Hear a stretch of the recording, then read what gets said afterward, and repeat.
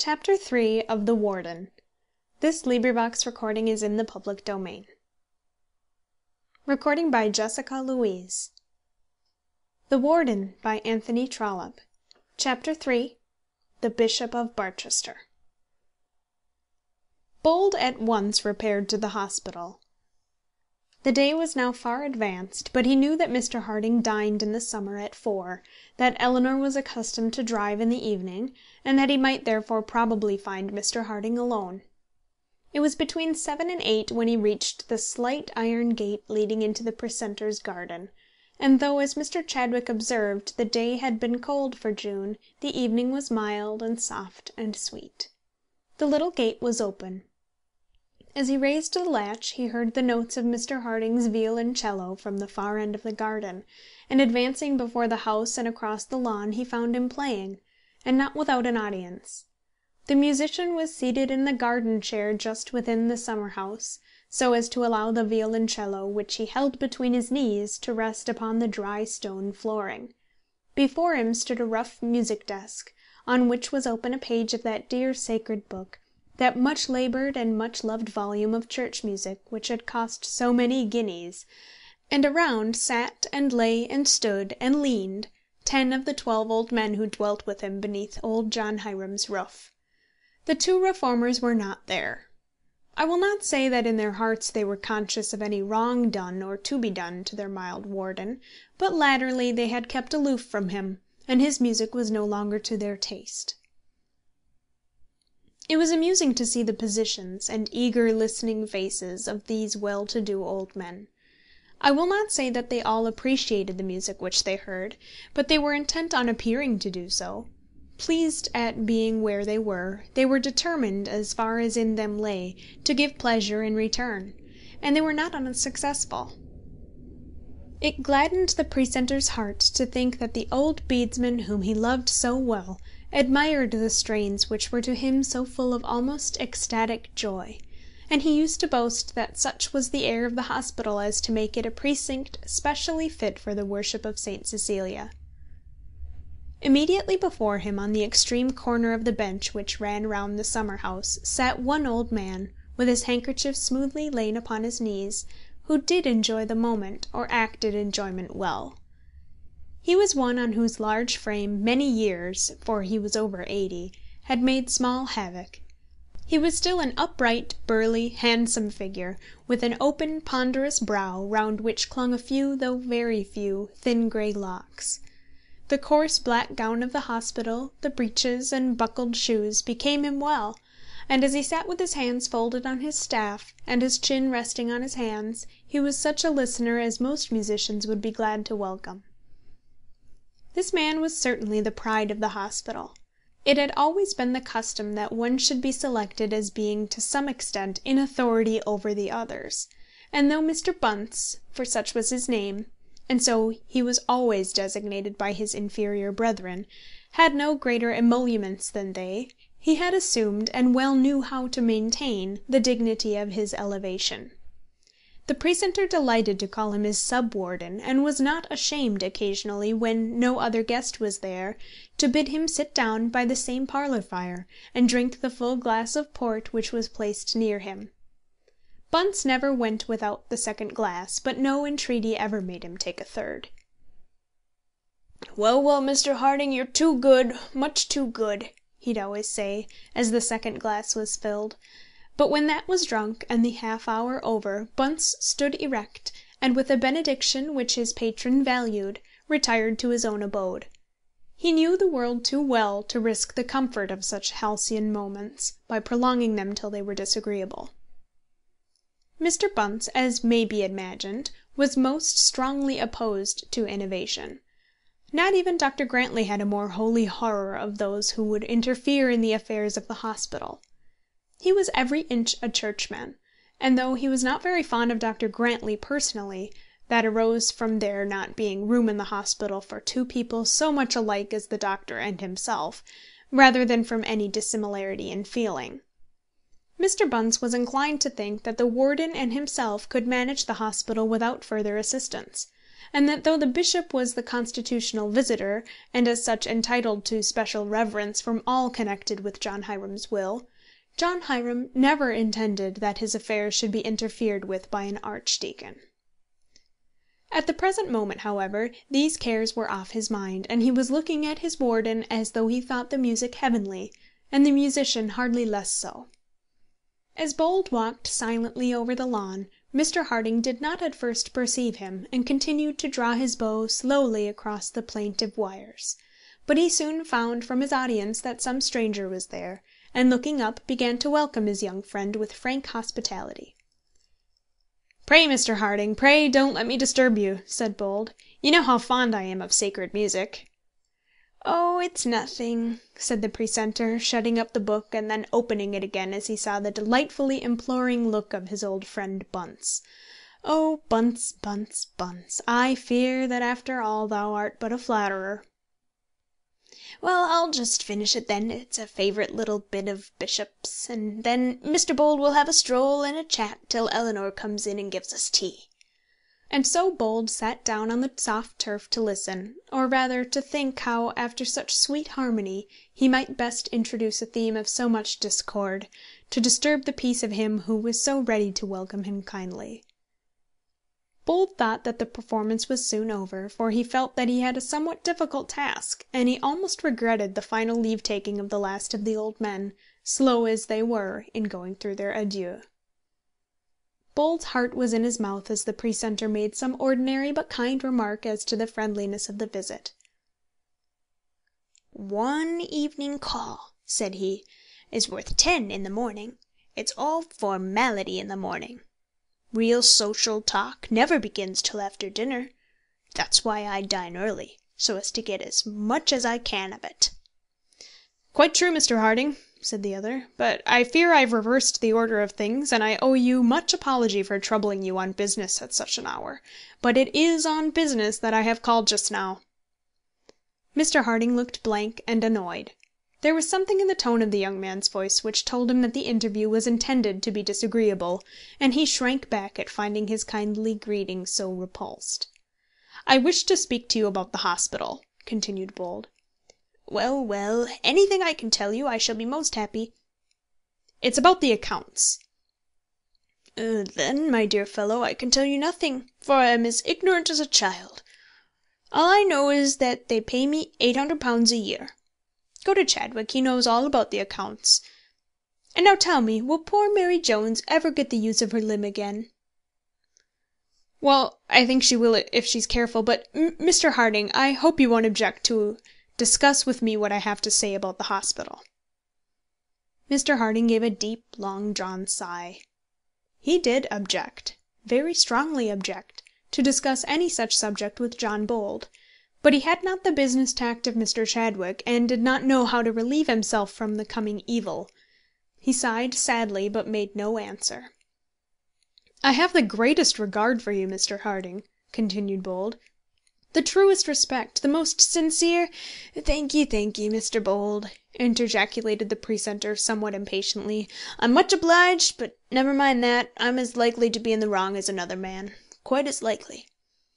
"But, Mr. Harding, I must express what I feel, lest you should think there is personal enmity in what I'm going to do." "Personal enmity? Going to do? Why, you're not going to cut my throat, nor put me into the ecclesiastical court?" Bold tried to laugh, but he couldn't. He was quite in earnest, and determined in his course, and couldn't make a joke of it. He walked on a while in silence before he recommenced his attack, during which Mr. Harding, who had still the bow in his hand, played rapidly on an imaginary violoncello. "I fear there is reason to think that John Hiram's will is not carried out to the letter, Mr. Harding," said the young man at last, "and I have been asked to see into it." "Very well. I've no objection on earth. And now we need not say another word about it." "Only one word more, Mr. Harding. Chadwick has referred me to Cox and Cummins, and I think it my duty to apply to them for some statement about the hospital. In what I do I may appear to be interfering with you, and I hope you will forgive me for doing so." "Mr. Bold," said the other, stopping and speaking with some solemnity, If you act justly, say nothing in this matter but the truth, and use no unfair weapons in carrying out your purposes, I shall have nothing to forgive. I presume you think I'm not entitled to the income I received from the hospital, and that others are entitled to it. Whatever some may do, I shall never attribute to you base motives because you hold an opinion opposed to my own and averse to my interests. Pray do what you consider to be your duty. I can give you no assistance, neither will I offer you any obstacle. Let me, however, suggest to you that you can in no wise forward your views, nor I mine, by any discussion between us. Here comes Eleanor and the ponies, and we'll go in to tea." Bold, however, felt that he could not sit down at ease with Mr. Harding and his daughter after what had passed, and therefore excused himself with much awkward apology, and merely raising his hat and bowing as he passed Eleanor in the pony chair, left her in disappointed amazement at his departure. Mr. Harding's demeanour certainly impressed Bold with a full conviction that the Warden felt that he stood on strong grounds, and almost made him think that he was about to interfere without due warrant in the private affairs of a just and honourable man. But Mr. Harding himself was anything but satisfied with his own view of the case. In the first place, he wished for Eleanor's sake to think well of Bold and to like him, and yet he could not but feel disgusted at the arrogance of his conduct. What right had he to say that John Hiram's will was not fairly carried out? But then the question would arise within his heart, was that will fairly acted on? Did John Hiram mean that the warden of his hospital should receive considerably more out of the legacy than all the 12 old men together for whose behoof the hospital was built? Could it be possible that John Bold was right, and that the reverend warden of the hospital had been for the last 10 years and more the unjust recipient of an income legally and equitably belonging to others? What if it should be proved before the light of day that he, whose life had been so happy, so quiet, so respected, had absorbed £8,000 to which he had no title, and which he could never repay? I do not say that he feared that such was really the case, but the first shade of doubt now fell across his mind, and from this evening, for many a long, long day, our good, kind, loving Warden was neither happy nor at ease. Thoughts of this kind, these first moments of such misery, oppressed Mr. Harding as he sat sipping his tea, absent and ill at ease. Poor Eleanor felt all was not right, but her ideas as to the cause of the evening's discomfort did not go beyond her lover, and his sudden and uncivil departure. She thought there must have been some quarrel between Bold and her father, and she was half angry with both, though she did not attempt to explain to herself why she was so. Mr. Harding thought long and deeply over these things, both before he went to bed and after it, as he lay awake, questioning within himself the validity of his claim to the income which he enjoyed. It seemed clear at any rate that, however unfortunate he might be at having been placed in such a position, no one could say that he ought either to have refused the appointment first, or to have rejected the income afterwards. All the world, meaning the ecclesiastical world as confined to the English Church, knew that the wardenship of the Barchester Hospital was a snug sinecure, but no one had ever been blamed for accepting it. To how much blame, however, would he have been open had he rejected it? How mad would he have been thought, had he declared, when the situation was vacant and offered to him, that he had scruples as to receiving £800 a year from John Hiram's property, and that he had rather some stranger should possess it? How would Dr. Grantly have shaken his wise head, and have consulted with his friends in the Close as to some decent retreat for the coming insanity of the poor minor canon? If he was right in accepting the place, it was clear to him also that he would be wrong in rejecting any part of the income attached to it. The patronage was a valuable appanage of the bishopric, and surely it would not be his duty to lessen the value of that preferment which had been bestowed on himself. Surely he was bound to stand by his order. But somehow these arguments, though they seemed logical, were not satisfactory. Was John Hiram's will fairly carried out? That was the true question, and if not, was it not his especial duty to see that this was done? His especial duty, whatever injury it might do to his order, however ill such duty might be received by his patron and his friends. At the idea of his friends his mind turned unhappily to his son-in-law. He knew well how strongly he would be supported by Dr. Grantly if he could bring himself to put his case into the Archdeacon's hands, and to allow him to fight the battle. But he knew also that he would find no sympathy there for his doubts, no friendly feeling, no inward comfort. Dr. Grantly would be ready enough to take up his cudgel against all comers on behalf of the Church militant, but he would do so on the distasteful ground of the Church's infallibility. Such a contest would give no comfort to Mr. Harding's doubts.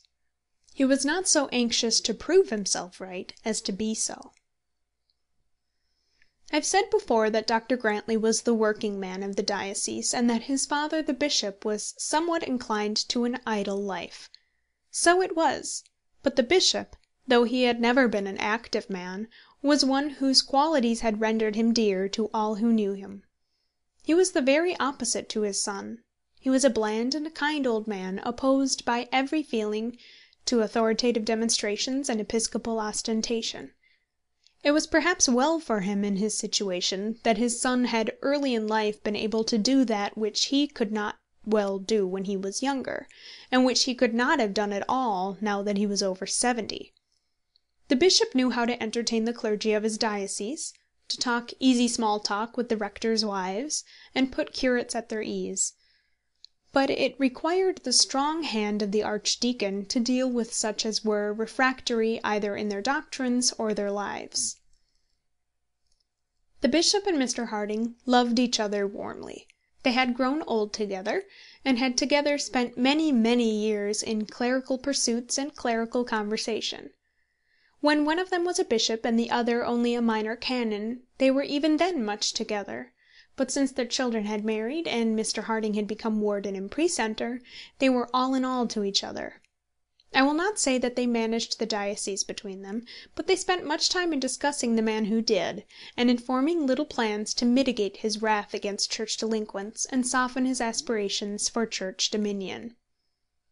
Mr. Harding determined to open his mind and confess his doubts to his old friend, and to him he went on the morning after John Bould's uncourteous visit.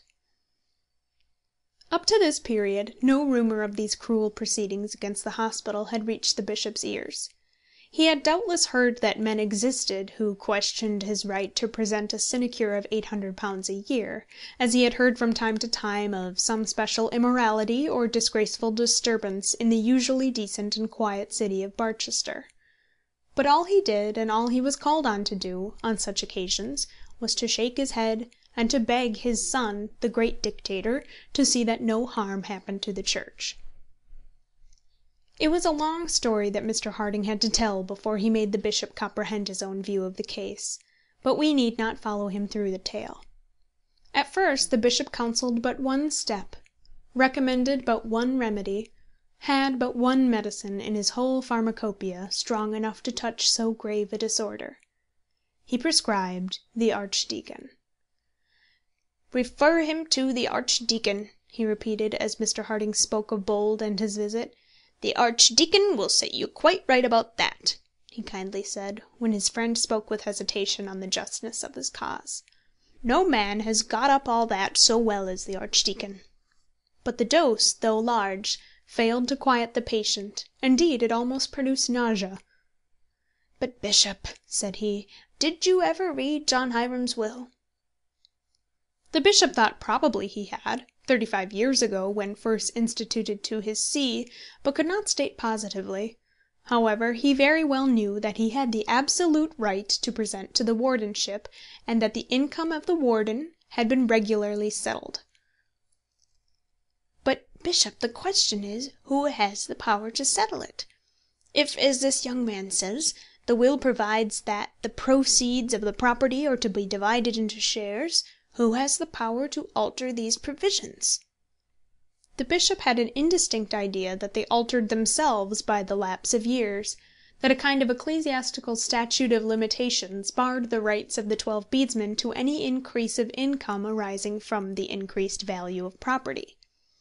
He said something about tradition, more of the many learned men who by their practice had confirmed the present arrangement, then went at some length into the propriety of maintaining the due difference in rank and income between a beneficed clergyman and certain poor old men who were dependent on charity, and concluded his argument by another reference to the archdeacon. The precentor sat thoughtfully gazing at the fire and listening to the good-natured reasoning of his friend. What the bishop said had a sort of comfort in it, but it was not a sustaining comfort. It made Mr. Harding feel that many others, indeed all others of his own order, would think him right, but it failed to prove to him that he truly was so. "Bishop," said he at last, after both had sat silent for a while, "I should deceive you and myself too, if I did not tell you that I am very unhappy about this. Suppose that I cannot bring myself to agree with Dr. Grantly, that I find after inquiry that the young man is right and that I am wrong. What then?" The two old men were sitting near each other, so near that the bishop was able to lay his hand upon the other's knee, and he did so with a gentle pressure. Mr. Harding well knew what that pressure meant. The bishop had no further argument to adduce. He could not fight for the cause as his son would do. He could not prove all the precentor's doubts to be groundless, but he could sympathize with his friend, and he did so. And Mr. Harding felt that he had received that for which he came. There was another period of silence, after which the bishop asked, with a degree of irritable energy very unusual with him, whether this pestilent intruder, meaning John Bold, had any friends in Barchester. Mr. Harding had fully made up his mind to tell the bishop everything, to speak of his daughter's love as well as his own troubles, to talk of John Bold in his double capacity of future son-in-law and present enemy, and though he felt it to be sufficiently disagreeable, now was his time to do it. "He is very intimate at my own house, Bishop." The bishop stared. He was not so far gone in orthodoxy and church militancy as his son, but still he could not bring himself to understand how so declared an enemy of the establishment could be admitted on terms of intimacy into the house, not only of so firm a pillar as Mr. Harding, but one so much injured as the warden of the hospital. "Indeed, I like Mr. Bold much, personally," continued the disinterested victim, "and to tell you the truth," he hesitated as he brought out the dreadful tidings, "I have sometimes thought it not improbable that he would be my second son-in-law." The bishop did not whistle. We believe that they lose the power of doing so on being consecrated, and that in these days one might as easily meet a corrupt judge as a whistling bishop. But he looked as though he would have done so, but for his apron. What a brother-in-law for the archdeacon! What an alliance for Barchester Close! What a connection for even the episcopal palace! The bishop, in his simple mind, felt no doubt that John Bold, had he so much power, would shut up all cathedrals, and probably all parish churches, distribute all tithes among Methodists, Baptists, and other savage tribes, utterly annihilate the sacred bench, and make shovel hats and lawn sleeves as illegal as cowls, sandals, and sackcloth. Here was a nice man to be initiated into the comfortable arcana of ecclesiastical snuggeries, one who doubted the integrity of parsons, and probably disbelieved the Trinity. Mr. Harding saw what an effect his communication had made, and almost repented the openness of his disclosure. He, however, did what he could to moderate the grief of his friend and patron. "I do not say there is any engagement between them. Had there been, Eleanor would have told me. I know her well enough to be assured that she would have done so. But I see that they're fond of each other, and as a man and a father, I have had no objection to urge against their intimacy." "But, Mr. Harding," said the bishop, "how are you to oppose him if he is your son-in-law?" "I don't mean to oppose him. It's he who opposes me. If anything is to be done in defence, I suppose Chadwick will do it. I suppose—" "Oh, the Archdeacon will see to that. Were the young man twice his brother-in-law, the Archdeacon will never be deterred from doing what he feels to be right." Mr. Harding reminded the bishop that the Archdeacon and the reformer were not yet brothers, and very probably never would be; exacted from him a promise that Ellinor's name should not be mentioned in any discussion between the father bishop and son archdeacon respecting the hospital, and then took his departure, leaving his poor old friend bewildered, amazed, and confounded. Chapter 4 St Paul, Minnesota.